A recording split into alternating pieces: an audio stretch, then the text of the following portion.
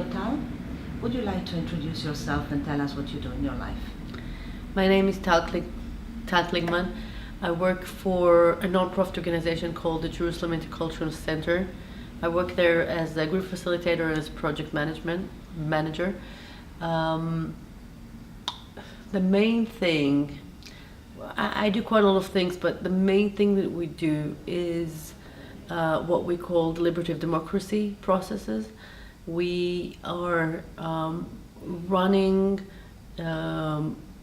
different kinds of projects that are either aimed to negotiate or mediate between different population in Jerusalem and the city council, or other official organizations, or official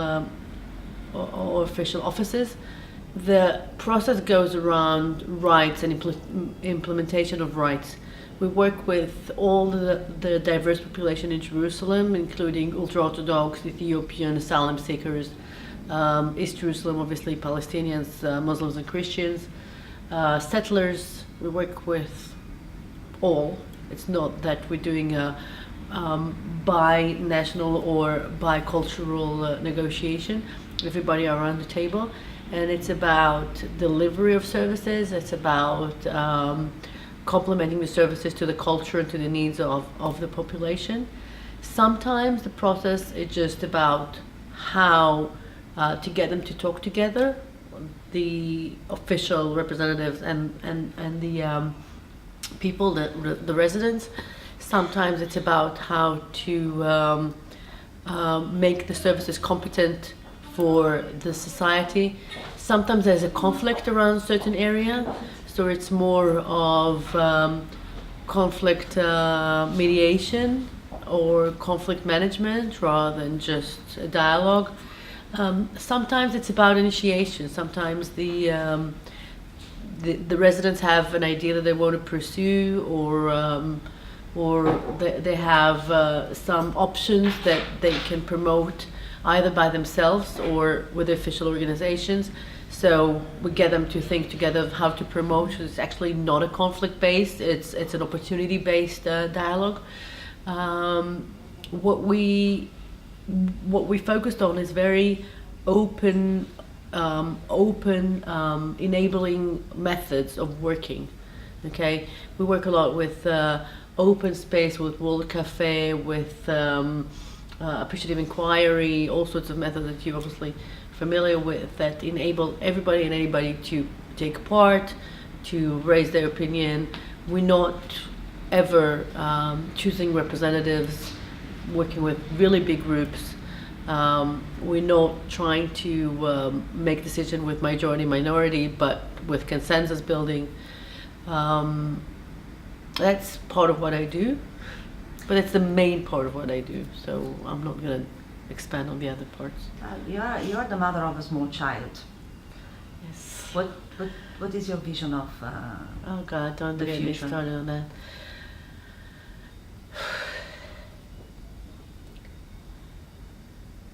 that. Unfortunately, I don't think my child will grow up in a different environment than the one I did. And not because I'm a pessimist. I'm really not a pessimist. As much as I want to say my child will not go to the army. Well, if my ideology, my personal ideology, will affect him, he might decide to be, I don't know, a computer engineer in the army, and that will be sort of, but it probably will. What I do wish for him and the society he'll grow up in is that people will think and will see the complexity of the situation rather than the extreme poles, or rather than one thought, one mind, one perspective to everything that happens. I would wish for us to be able to make things, see the different ingredients that every situation have, and see that in whatever person is standing in front of you is not like the other. Whatever situation happened has many different perspectives to it. You know that game that kids have, that you look at the kaleidoscope. I don't know if it's the same word in English. Kaleidoscope. Yes. Life is kaleidoscope. They're not. They change and they have a lot of colors and shapes into them, and it's about how wide is our vision and how much we can see. And as more as we get to know things and talk to people and see things from a different perspective, we can see more. Obviously, there are things that I cannot see. I'm here in Belfast, and for me, there are Republicans and nationalists are probably the same. And if anybody will hear me say that, they think I'm going to go, because they're all Catholic, so they must be the same. But I don't have the perspective or the eye to see the differences or the fine lines, and obviously there are lots of them. I'm just an external person, so I don't know them. The sad thing is that you are in a society of your own and you're supposed to know the differences because you've been living there for so long, but you just don't. You narrow, like in a camera, you narrow your length, and it's just to a point that you see very certain things that some people direct you to see, and that's it. And you cannot see left or right. You just. So I wish for society to be able to see things in a kaleidoscope way rather than a very narrow angle. You are here to participate in the annual meeting of the Forum for Cities in Transition. Would you like to comment on this? Yes. I think the best thing that I like about the forum is the fact that we are here to find ways that people can work together and learn from each other. I know that in the forum itself, people are repeating that again, over again and again. But the fact that we all come from various conflicts kind of puts the need of telling our story, being a victim, and expressing how much misery we have in our life aside. Because it's pointless for me to tell you all the horrible, terrible, no good, very bad things that happen in Jerusalem, because you have your own horrible, terrible, no good, very bad things. You don't need mine. And having a competition of who is the biggest victim is, again, pointless, because, you know, how can you measure victimhood? So it doesn't happen 100%, because some people do carry their stories with them and they're very strong, so they have to share and they have to let it air out.